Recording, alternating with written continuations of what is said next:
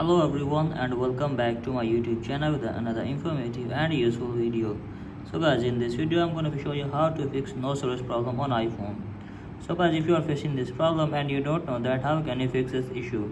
So guys, today in this video I'll show you how can you fix it. So let's start our video without wasting any time.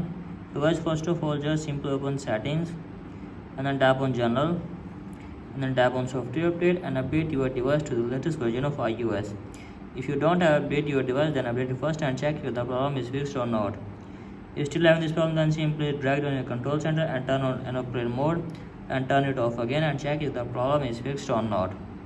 If you still have this problem, then you have to make sure that there is not connected any of the VPN and your language and region is correct.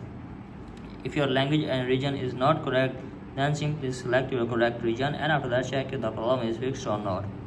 If you're still having this problem, then you have to just simply tap on transfer reset iPhone, tap on reset, tap here reset network settings, and after that guys you have to just simply force restart your device for one time. So guys, after force restarting your device, hopefully your problem will be fixed. So in this way you can easily fix your problem. So that's it for today guys. Hope this video helps you. Please like and subscribe to my YouTube channel as well. Thank you.